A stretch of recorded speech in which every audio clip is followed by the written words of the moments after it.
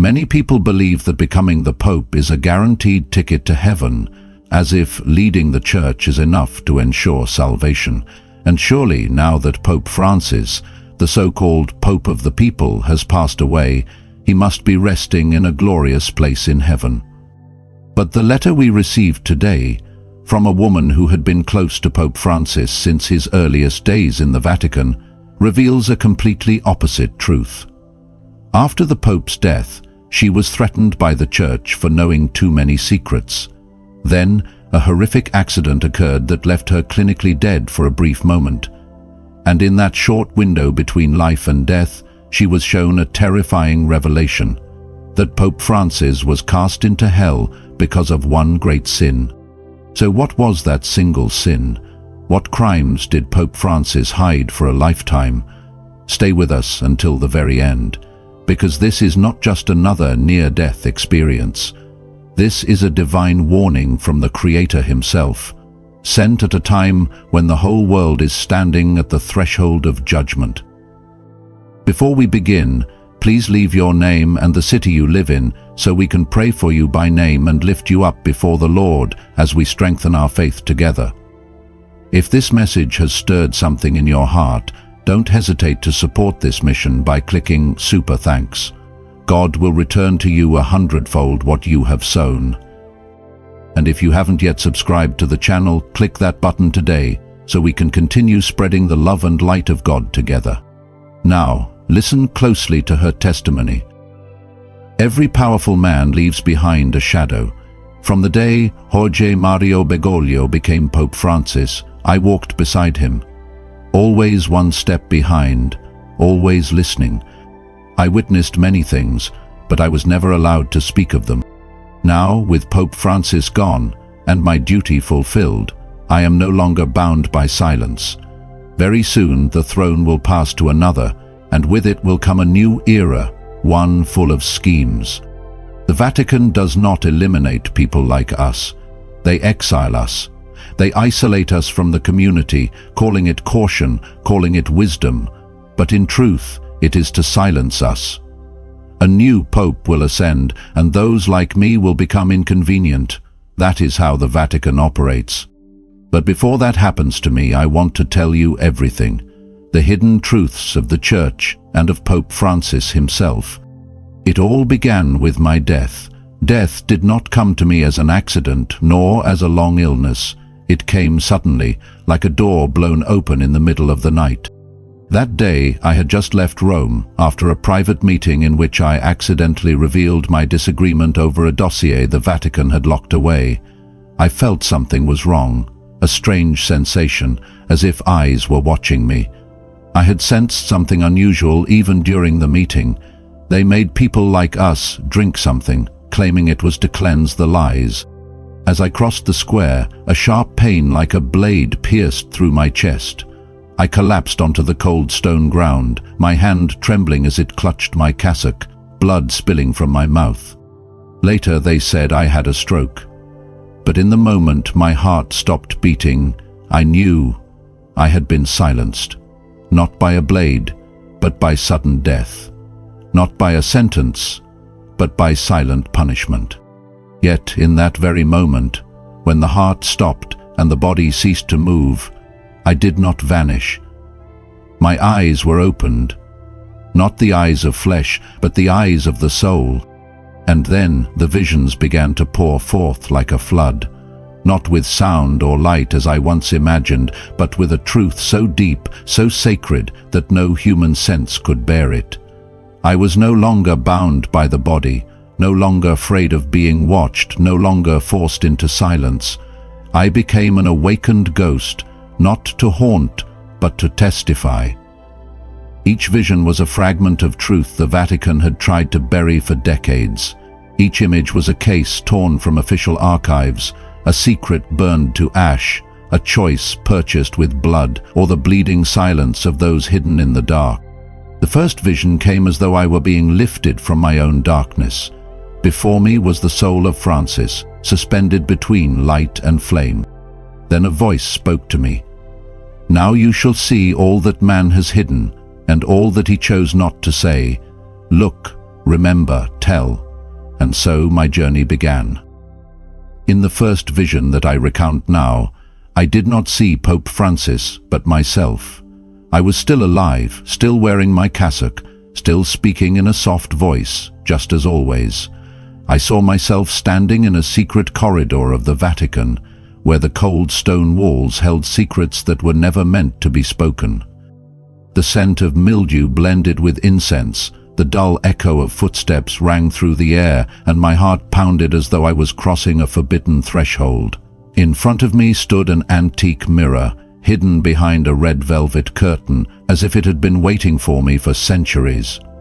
I stepped closer, and the moment my face touched its reflection, the vision began. I was lifted up, no longer aware of my physical body, only sensing myself suspended in a milky psych realm where gentle light mingled with thick black flames, like an invisible battlefield between heaven and hell. Before me appeared a massive door, engraved with glowing golden symbols, as if recording the history of mankind. The door opened, and I saw the soul of Pope Francis, no longer clad in a white robe or adorned with a papal crown, but bare, suspended above a living altar of stone, where light and fire battled without cease. His soul was not as radiant as I had expected, but it was not fully consumed by darkness either. It was stretched between two opposing forces. On one side was the light, woven from his good deeds, his words of peace, the times he knelt to wash the feet of the poor, the messages of mercy that echoed across the world. Voices from the light called out, like prayers from the millions who once believed in him, once called him the Shepherd of God. But on the other side, black flames rose, not from malice, but from silence. The moments he chose not to speak, the times when caution prevailed over justice. Francis stood before an ancient book, attempting to revise the Lord's Prayer, the holiest prayer given by Jesus Christ himself. He believed the change would make the prayer more accessible, but I saw dark entities swirling around him, whispering words of blasphemy, guiding his hand to rewrite phrases that did not come from heaven. The black fire flared violently, as if every twisted word was a blade slashing through truth. The image shifted, and I saw him in a closed room, raising his hand to bless same-sex couples, his face wearing the gentle smile the world had come to adore. The crowd applauded, praising his tolerance, but I saw his eyes, empty, as if controlled by invisible strings. The black flame rose again, for this act was not mercy, but a defilement of the sacred covenant between man and woman, incited by Satan to blur the line between holiness and sin. But what made the fire burn the most fiercely was not his public actions, but his silences. I saw documents piled up in the hidden hallways of the Vatican, reports of sexual abuse scandals, evidence of financial corruption, cries for help from victims abandoned by the Church. Francis read them, his hands trembling, but he did not act. He chose caution, believing that silence would protect the Church's reputation. The souls of the victims appeared around the altar, their faces twisted in agony, their eyes filled with betrayal. Every cry from them was a flame, burning his soul. Not because he committed the crimes, but because he did nothing to stop them. The light from his good deeds struggled to push back the flames, but it grew faint. His prayers, his acts of kindness, however sincere, could not outweigh the crushing weight of silence. I realized that it was not malice that brought his soul to this threshold, but caution, the very thing he had always believed to be wisdom, a way to maintain peace. But now that caution stood exposed as his strongest accusation. Every time he chose not to speak out, every time he allowed the dark secrets of the Vatican to continue, he unintentionally cleared the way for darkness to spread, preparing the world for the Antichrist. The soul of Francis still hovered, light and flame battling for dominion, but I understood now that his final judgment would not rest on what he did, but on what he failed to do. After the first vision, while the images of heaven and hell still burned in my mind, I felt a black wave pull me into another realm. There was no gentle light, no angelic chorus, only a heavy sky, starless and moonless, pressing down like molten lead. A low, deep vibration echoed, not from without, but from deep within the soul of the Vatican. I realized I was standing before a distorted version of the Holy City. Not golden domes or splendid mosaics, but a cracked, frayed fortress, as if its very soul were crumbling.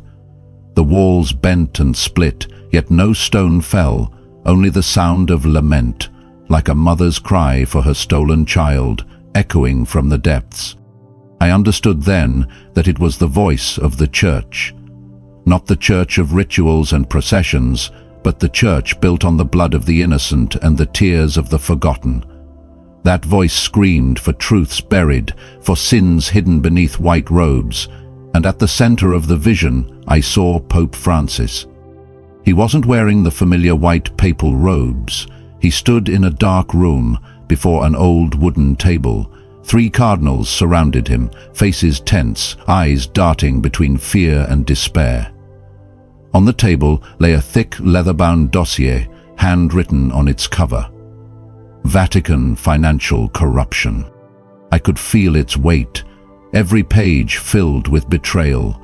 Numbers, accounts, illicit transactions, names of conspirators blazed into my mind like fire. This was proof that sacred money had been turned into cursed money, used to buy silence, build power, and cover unspeakable crimes. Francis flipped through a few pages, his hands trembling. Around him, dark entities, black as ink, slithered and whispered cruel, seductive words. They were no angels, but servants of Satan, their voices like blades slicing through my spirit. "If this truth comes out," one cardinal rasped, "the church will collapse." Another, older, responded, "If we bury it, the innocent will continue to suffer." Francis looked up, his eyes hollow as if manipulated by invisible strings. He held the pen, his fingers tightening. Standing at the threshold of change, able to sign the report, expose the truth and let justice rise.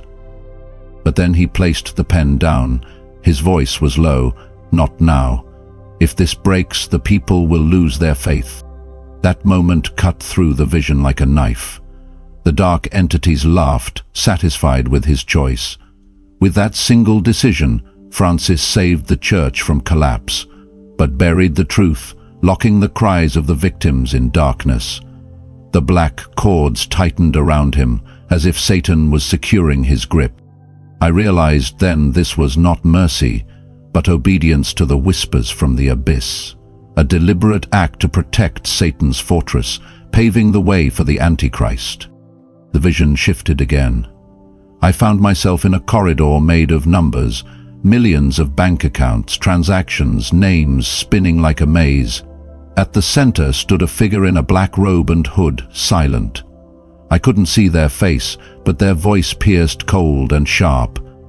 "Every coin not spent feeding the poor condemns a soul." The numbers turned into flames, burning the dreams of orphans, the pleas of the abused, the hopes of the forgotten. I saw money that could have saved lives, used instead to build towers, buy silence, and invest in darkness. Francis appeared again, still holding the report, but his eyes were now vacant, like a puppet fully given over to Satan. The scene changed once more. I saw a sealed archive, windowless. 2 cardinals stood before a glass box holding fragments of bones. A scientific report beside it detailed DNA tests of miners missing since the 1990s. They intended to destroy the remains, but Francis stopped them. His voice shook. "No, we will hide them, but do not touch. I do not want this blood crying out against us on Judgment Day." But his words brought no justice. The bones remained locked away, the truth buried, the cries of victims unheard. The dark entities circled, giggling, knowing Francis had chosen to protect the church over revealing the truth. The final vision lifted me to the dome of the Vatican, looking down at the Holy City. But instead of golden light, I saw glowing cracks in the ground, From them, transparent figures rose, souls of victims, children, women, forgotten priests, with tear-grilled eyes. They looked toward the papal window, not to accuse. Francis stood behind the window, his face twisted in anguish, but he said nothing. His choice not to sign the indictment, not to expose the truth, had made him a servant of Satan, keeping the Vatican standing, readying it for the arrival of the Antichrist. The third vision did not come to me with violence, but with a deep, lingering sorrow, as if time itself longed to recount what had been erased, forgotten, and buried beneath layers of misinterpreted devotion. I found myself in an underground corridor, enveloped by a milky white light without a clear source. The ancient walls seemed to breathe, as if they were alive. With each step I took, invisible inscriptions appeared, Latin phrases worn down by silence. And then, suddenly, a door. Not an ordinary door. It bore the symbol of St. Peter, carved from rusted nails.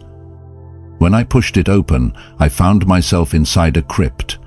There was no smell of death, only the scent of memory. In that room, boxes were neatly arranged, numbered, containing human remains. Bones, some small, some adult-sized. Scattered pieces of a sorrowful puzzle. The vision took me back in time, decades before Francis's papacy.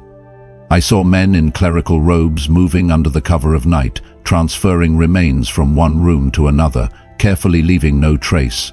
This was not a crime of the present, it was a legacy.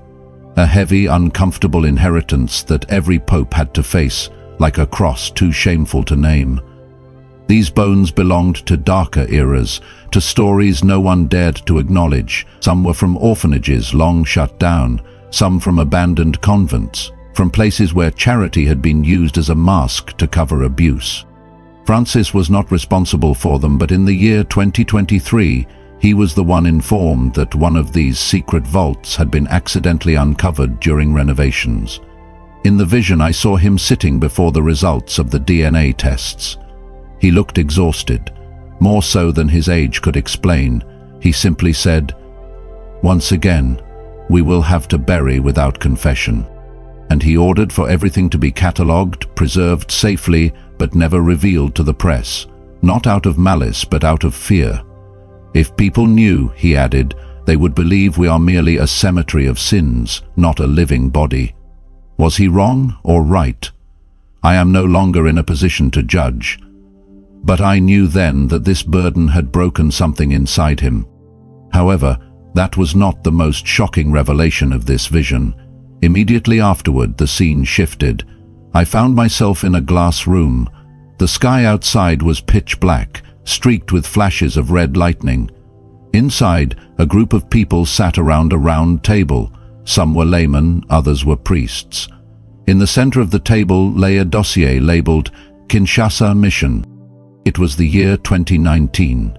During preparations for the Pope's visit to Africa, it was discovered that one of the vessels used for the Holy Mass contained a falsified liquid.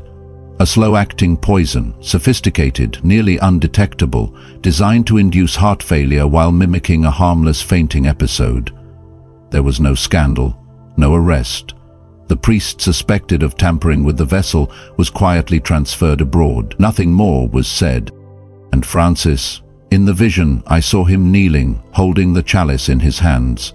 He knew they had warned him, yet he still chose to celebrate the Mass. He said, "Martyrdom began long ago, now it just wears gloves." The poison was replaced, the ceremony proceeded. No one knew anything, but the message was clear. Someone, whether from within or without, wanted to stop him. Not because of doctrinal differences, but because he had touched interests that were too deep, too powerful. The vision ended with a chilling detail. In the room next to the dossier on the chalice, there was another sheet of paper, unopened. On it, only a single handwritten word, succession. Then, everything vanished, and I understood. Francis was not just a pope, he was a man teetering between two worlds, the world of mercy and the world of buried ruins. He tried to heal but had to walk on bones. He tried to preach, but poison was always waiting beneath his chalice, and I, now having seen it all, began to catch a glimpse of what lies ahead. In the next vision, I will see the future of the church, but not some distant future. I speak of the days about to begin, of the chaos already stirring beneath the surface. Do you want to know what is coming? If so, be prepared, because what comes next does not only concern him, it concerns us all. The fourth vision was unlike any of the ones before. It did not show me what had already happened, nor what remained buried. This time I was shown what is yet to come, but I did not see it as a film, a sequence of events to observe from afar. No, I lived it. I felt it on my skin. Time seemed to open before me like a stormy sea, and I was hurled forward, forced to walk through days that had not yet been written. I found myself in an empty square. It was St. Peter's Square, but it had changed. The sky above was a fluid grey, and the statues seemed to have lost the light that once surrounded them. Their faces were blurred. Their outstretched hands no longer offered blessings. They pointed towards something distant, something rising on the horizon. In the vision, the Pope was no longer present. The throne was empty, and around it a silent battle was taking shape.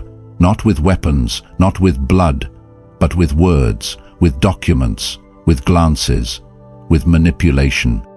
I saw the cardinals standing in silence, some staring into nothingness, others writing letters in closed rooms.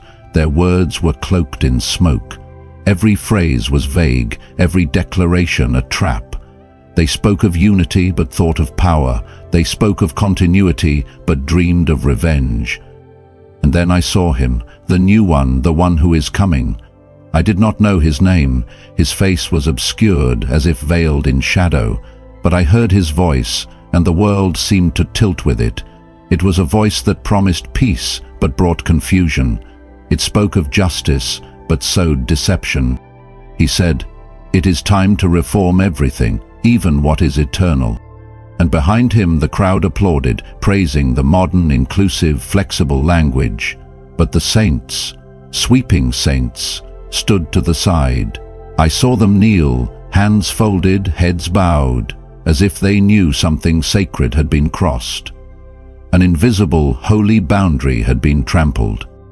Then I heard a voice, the voice of the angel who had guided me in the first vision, speak. "The church will not be destroyed from the outside, it will be hollowed out from within." And I understood. I understood that the final attack would not come through bombs or decrees, but through sweet words, through gestures that seem merciful, through a love that denies justice. I also saw a small group, men and women, few in number, hidden and humble. They prayed silently in their homes, in modern-day catacombs far from the spotlight. They were persecuted, mocked, yet remained faithful. Within them shone a light that could not be extinguished, and it was upon them that heaven fixed its gaze. At the end of the vision, Francis appeared once more, but it was not the Francis I once knew. He was now a soul, and he looked upon what was unfolding with eyes full of sorrow. He said nothing, but in his gaze was a silent plea for someone to have the courage to remain faithful. As the vision closed, I understood. What is to come is not yet determined. It is being written now, through our choices, through our silence or our courage.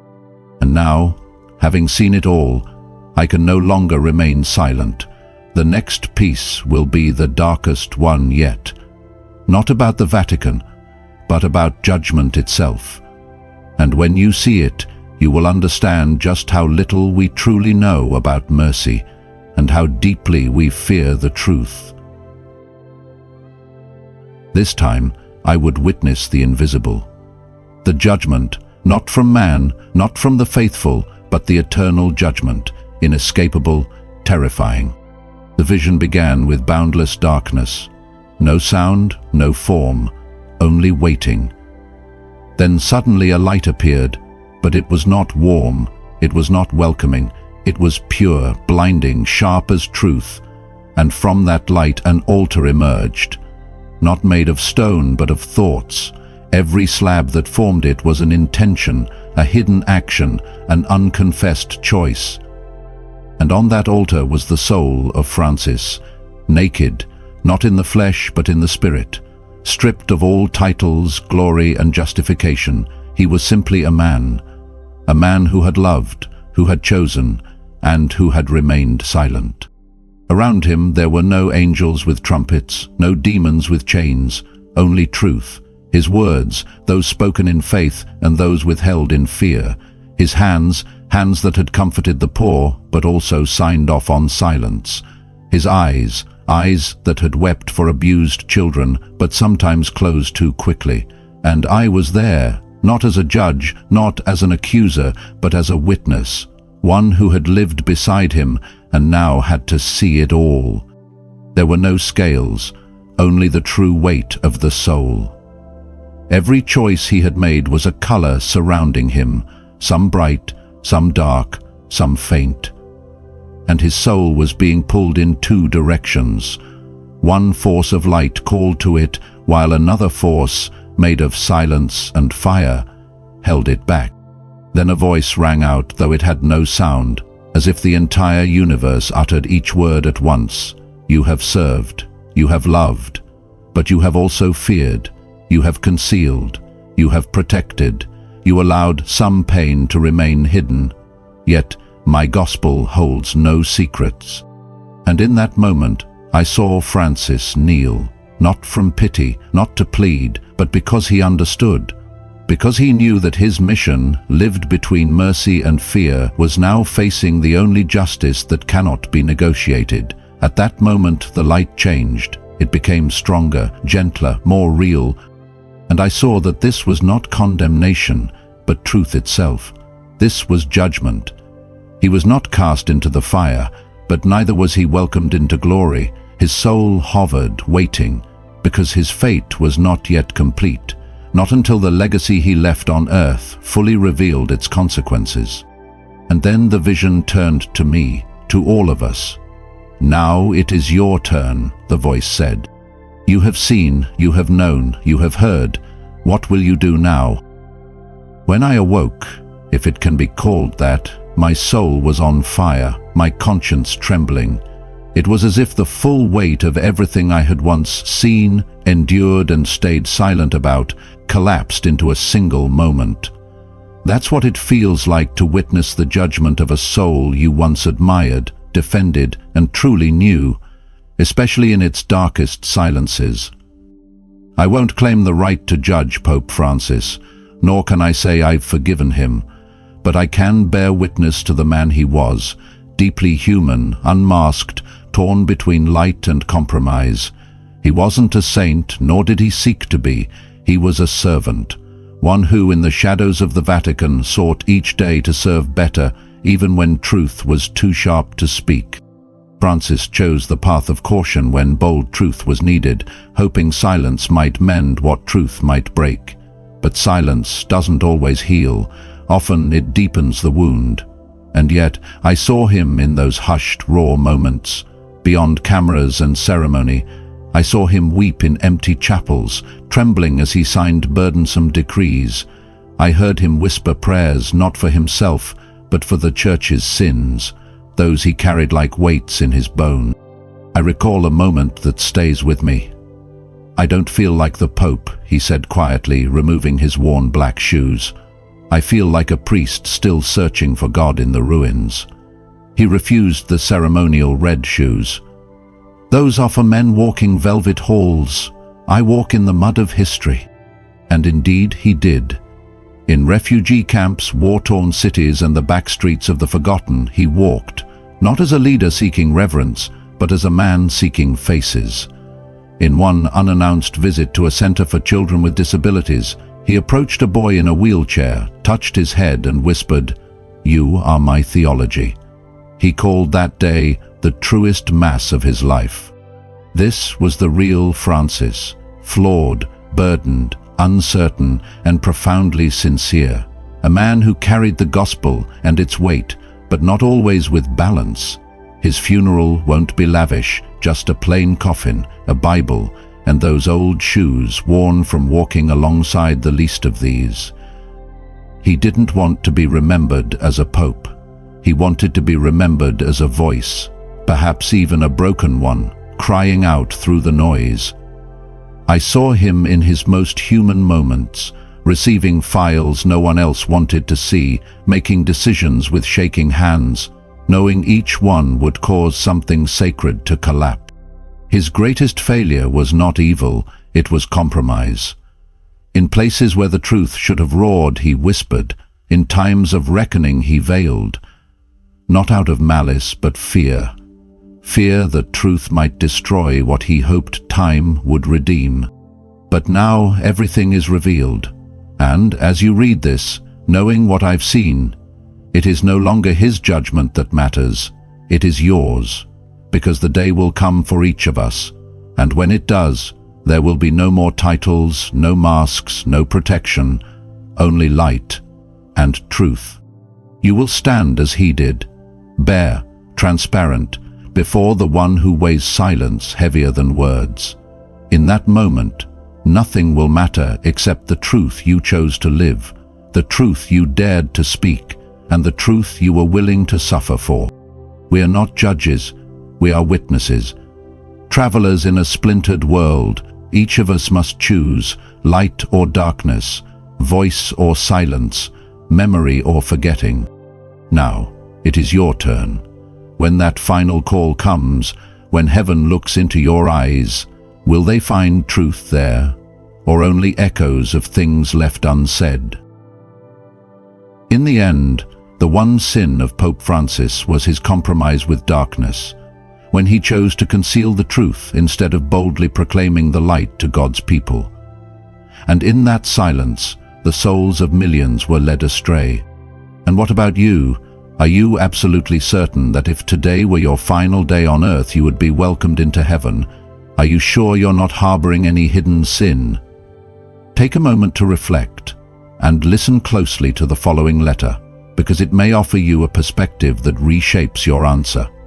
This is the testimony of a woman to whom Jesus Christ himself revealed the only sin that is dragging millions of Christians into hell every single hour. If you still believe you're safe enough, righteous enough, or devout enough, then perhaps you're the one most in danger of being deceived. And this video may very well be God's final act of mercy for you before the door closes. For most Catholics, the belief that popes go to heaven is almost unquestionable. They are seen as men who lived faithfully for God, led his church, and devoted their entire lives to the faith. But what if that belief, so deeply rooted in the hearts of millions, was suddenly shaken? This story comes from a female scholar who had been researching Catholicism. For her, it was purely academic, until the day her heart stopped. In the very moment her soul left her body, she was taken to the darkest depths of the afterlife. There she saw something no Catholic would ever expect: revered popes suffering in hell. And then came the final blow. She saw Pope Francis being dragged toward the abyss. Why would the current leader of the Catholic Church appear in such a terrifying place? What truth is hiding behind the white robe? Listen until the end, because maybe you were chosen to see what others refuse to face. Welcome to Eternal Bible Stories, where real near-death experiences are told to awaken faith and illuminate the soul. If you haven't subscribed yet, do it now, and leave your name and the city you're watching from in the comments, so that God knows you're here, watching, and ready to receive his blessings. Now listen closely to her story. My name is Mary. I live with my husband and our 2 children in a small, quiet home nestled in the suburbs of Ohio. We don't have much in terms of wealth, but we have love, and for me, that's always been more than enough. Our days passed simply, filled with familiar routines, laughter, and the gentle peace of everyday life. But everything began to shift on the morning of September 29th, 2024. The autumn sunlight filtered through the window, casting a soft glow on the thin white curtains. But from the moment I opened my eyes, I felt that something wasn't right. A dull ache throbbed at the base of my neck and slowly spread to my temples. I furrowed my brows, telling myself it was probably just fatigue or a bad night's sleep. It had happened a few times before, so I didn't think much of it. I tried to start my day as usual, making breakfast, reviewing my shopping list and feeding the cat. But the pain grew heavier. My vision began to blur, as if a thin mist had settled over everything. Every breath I took felt shallow and strained, like something heavy was pressing down on my chest. Still, I tried to brush it off, to keep things under control.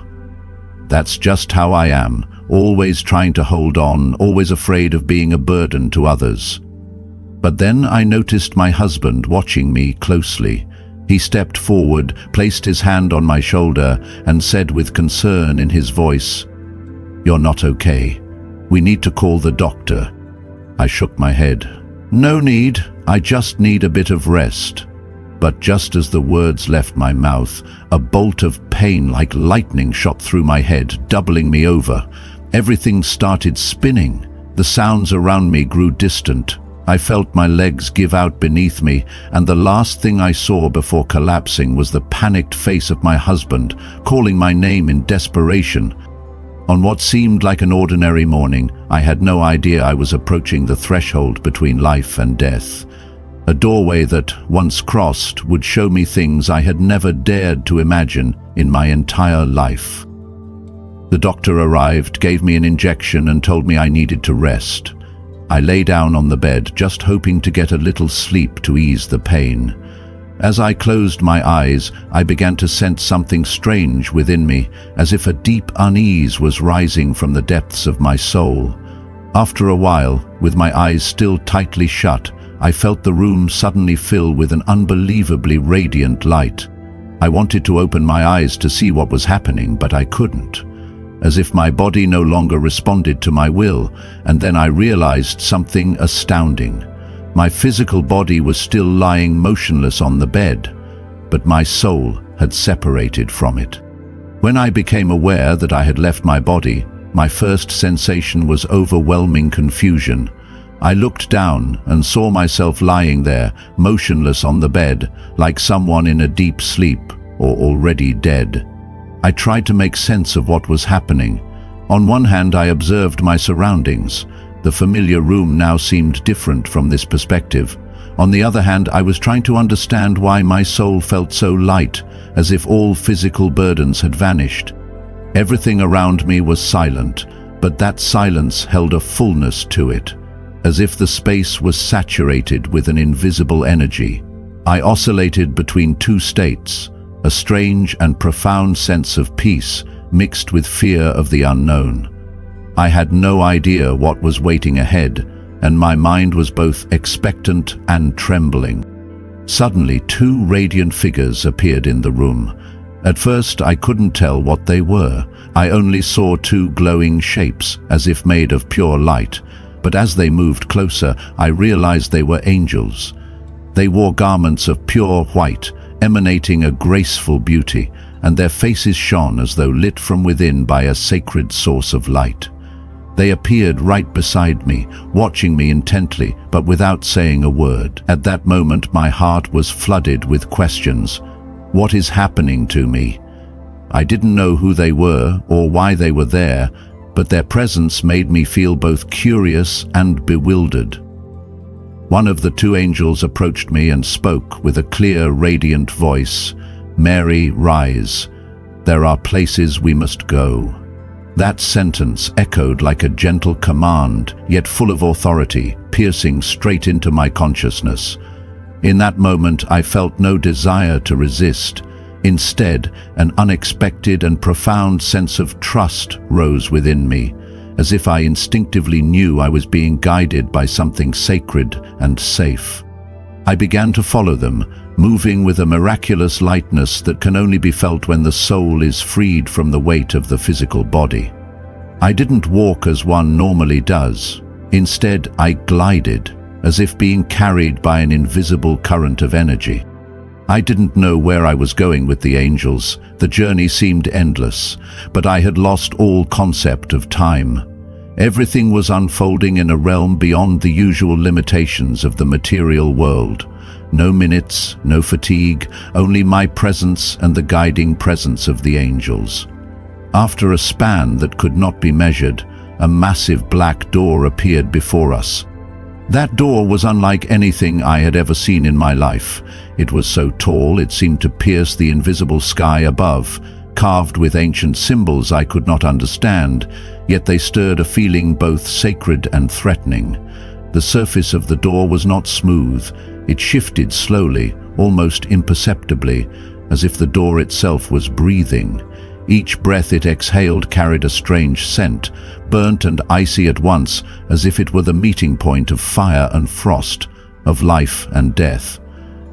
A cold shiver ran down my spine and fear began to creep into my mind. It wasn't ordinary fear, but a deep warning that if I stepped through this door, I would witness things I could never unsee. But when I looked at the angels, their calm and gentle eyes soothed my fear. Their wings fluttered once, sending a soft breeze that wrapped me in warmth. They said nothing, but their presence was a comfort, as if to assure me that everything was under control. And then, one of the angels stepped forward, placed his hand upon the door, and in that moment, everything changed. One of the angels reached out and slowly opened the massive black door. At that very moment, a completely different world appeared before my eyes. As we stepped inside, a wave of intense heat suddenly blasted into my face. The air felt so thick and suffocating that it seemed almost impossible to breathe. Flames blazed everywhere, but these were not the kind of flames I had ever known. Each tongue of fire seemed alive, moving with a consciousness of its own, creating a scene that was both strange and terrifying. The angels led me deeper into hell, and each step felt like it was etching an indescribable sensation into my soul, a sense of eternal despair. There was no light, no time, no waiting for a tomorrow. Everything here was immersed in a thick, liquid-like darkness, so black it felt almost tangible. The air was heavy, blazing hot like molten ash, yet paradoxically cold, seeping into every crevice of thought like invisible fingers choking the will. All around me were screams, not quite human but distorted sounds, groans and howls so intense that my soul trembled from the shock. I saw souls burning in flames, not physical fire like in the earthly realm, but flames of regret, of spiritual nakedness. They writhed in that fire, never dying, only living endlessly in the pain they themselves had sown. I saw some people being dragged through deep pits like volcanic mouths, then thrown into swirling abysses, bottomless, endless. They fell forever, their screams echoing and fading into the darkness. Other souls were bound to black pillars of fire, where each sinful memory from their past played out like a looping film, each replay bringing a deeper agony than before. I saw a woman whose entire body appeared to be wrapped in invisible chains, with iron hooks piercing deeply into her soul. Every time she tried to struggle, the chains tightened even more, and groans of deep remorse escaped from her mouth. The angels continued walking beside me, the light from them forming a narrow path through the darkness. One of the angels spoke to me, his voice gentle yet solemn. This is the final place for those who deliberately turned away from the light. This is not God's punishment. It is the natural consequence of a soul that has rejected Him. I looked into the eyes of the souls. Each one carried a story, a wound, a mistake for which there was no turning back. Some were on their knees, some were screaming, and some remained silent with wide eyes, forever facing themselves in a punishment from which they could never escape. And then, as we descended further, the darkness itself seemed to shift. A new figure emerged in the distance, tall, regal, yet cloaked in shadows. The angels said, The first person you will see here is someone once known to the whole world." As the face slowly came into view, I held my breath. As we went deeper into the heart of hell, the surrounding torment intensified. The screams blended into one another, the smell of burning flesh filled the air, and the endless darkness seeped into my very being. As I drew closer, a particular figure caught my attention. A soul kneeling on the ground, hands covering their face, weeping and suffering without end. As I drew closer, I recognized who it was: Pope John Paul II. He was weeping, and the tears of a pope flowed endlessly. But it wasn't just physical pain tormenting him. His soul was carrying a burden far greater. I felt an intense longing to understand the reason behind his suffering, but the angels remained silent. I only knew that I was meant to watch. At that moment, I felt the presence of Jesus. The atmosphere around me shifted, as if every worry and heaviness had been lifted from my chest. A gentle light spread throughout the space, not blinding, but enough to make everything clearer and feel safer. I heard no footsteps, no voice, but I knew he was near. Each breath became easier, and a sense of peace rose within me, unlike anything I had ever known before. There was no need for an introduction. I simply knew it was him. He slowly approached me and continued to observe the scene unfolding before us. Pope John Paul II was surrounded by souls drawing near to him. These souls were victims of abuse, and their pain was clearly visible on their faces. They encircled the Pope, looking at him with eyes full of sorrow. Each one carried profound grief and deep regret. The Pope seemed to collapse even further under the weight of his inability to help them. He cried out, but no one heard his voice. Every scream he released seemed to echo the inner agony of those souls. At that moment, Jesus began to speak, his voice gentle yet heavy. This man was once recognized as a messenger of God on earth. Hundreds trusted him and sought refuge in the safety of the church, but he failed to protect the most vulnerable. His indifference toward the scandals of sexual abuse, the dark secrets of the church that he tried to cover up, now come at a great cost here.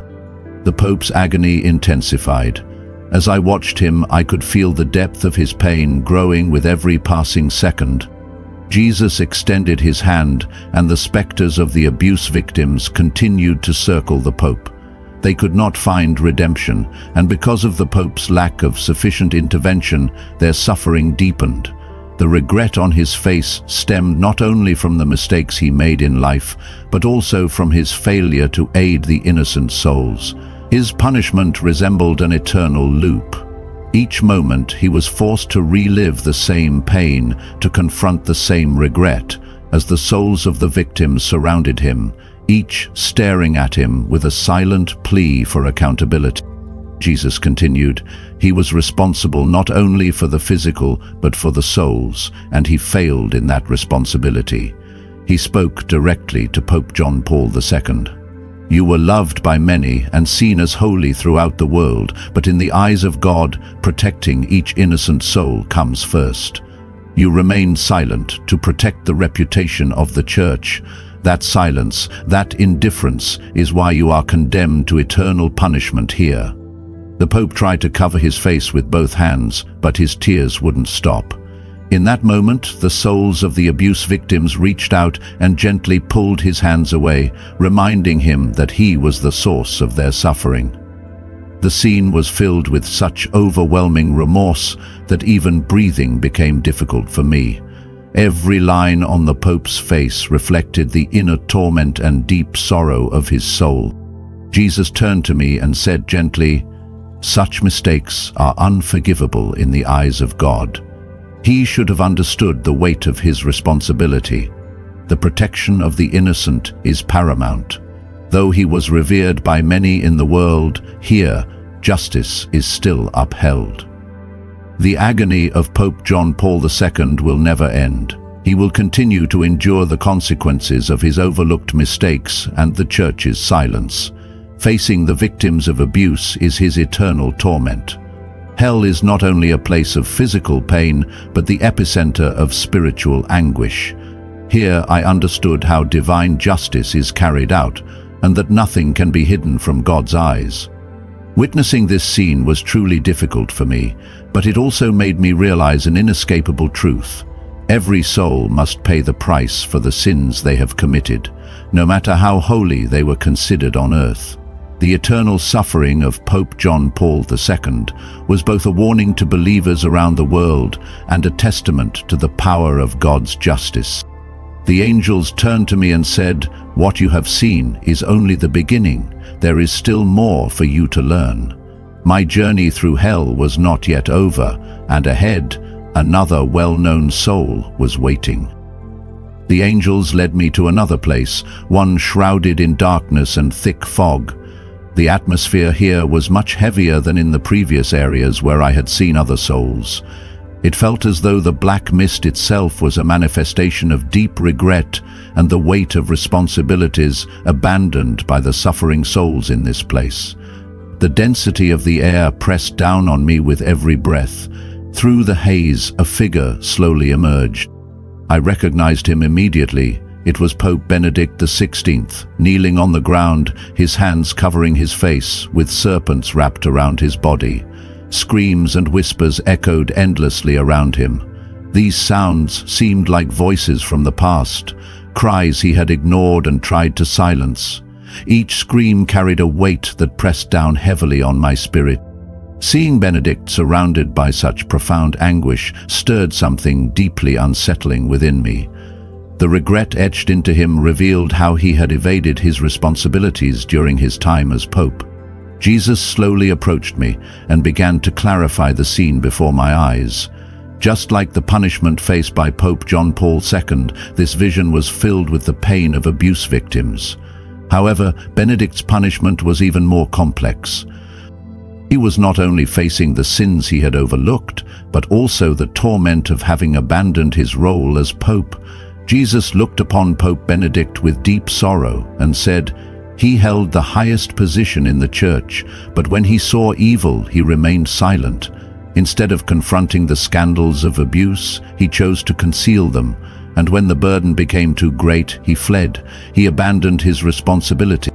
Benedict covered his ears, but the screams of the victims grew louder, piercing through his soul. Each echo was a shard of returning memory, a wounded childlike soul, a plea for help ignored, an innocent gaze trampled. The weight of his silence and indifference tormented him without end. Every scream was a reminder of his failure to act. The black clouds of regret swirled around him, demanding justice. Jesus turned to me and said, his resignation was not just an escape, it magnified the pain within the Church. Financial scandals and corruption thrived in the silence he allowed. I understood why Benedict's punishment differed from that of John Paul II. If John Paul II carried the burden of delayed response, Benedict bore a double weight, both for ignoring the cries of the victims and for retreating from responsibility when the Church needed him most. His resignation, once seen by the world as an act of humility or wisdom, was now revealed as a withdrawal that left a power vacuum filled with chaos, corruption, and devastating financial scandals. The dark clouds of remorse thickened around him. They didn't come from the outside, but emerged from within his own soul, as though every buried memory had become a cloud of smoke wrapping tightly around him. I saw him trembling, not from cold, but because he knew nothing could be hidden anymore. Every choice he had made, every word he had withheld, every action he had avoided, all had now become witnesses against him.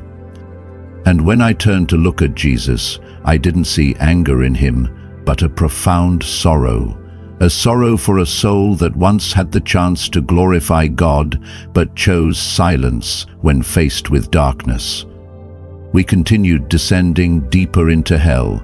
The air grew thicker and the agony more intense. Before me appeared a massive, terrifying throne. Sitting on it was Satan, The most dreadful place in hell now awaited. At that very moment, a chilling cold swept over my entire being. Satan, in his enormous form, sat upon the throne, his eyes gleaming and a sinister smile spreading across his face as he surveyed everything around him. He had summoned both popes, John Paul II and Benedictine VII, who knelt and writhed in regret before him. Satan seemed to bind them with invisible chains, relishing their torment. But even in the darkest corner of hell, a ray of hope appeared. A radiant, peaceful light suddenly spread, like a force that could purify everything. Satan's mocking laughter abruptly stopped. As I closed my eyes and turned toward that light, I felt the presence of Jesus. The warmth and love from him brought a profound sense of peace within me. Satan's terrifying gaze and the horrifying scenes of hell faded under this light. Jesus stepped towards Satan's throne. In that moment, the pride on Satan's face seemed to fade. Even the presence of Jesus made him tremble. Jesus turned to me and spoke gently. "Mary, what you've seen is the truth, but you must also learn the lesson within these truths." He reached out toward Pope Benedict and John Paul II. Both trembled slightly as they lifted their heads. The presence of Jesus made the depth of their remorse unmistakably visible. He leaned down close to them and spoke softly but firmly. "You were once the leaders of the church, but you committed grave errors. Your silence and avoidance of responsibility have caused great harm to the house of God. You failed to fulfill your calling, and now you are feeling the full weight of that failure." Then Jesus whispered a verse from Luke 17:2. "It would be better for them to be thrown into the sea with a millstone tied around their neck than to cause one of these little ones to stumble." These words deepened the pain and remorse in the eyes of both Pope Benedict and John Paul II.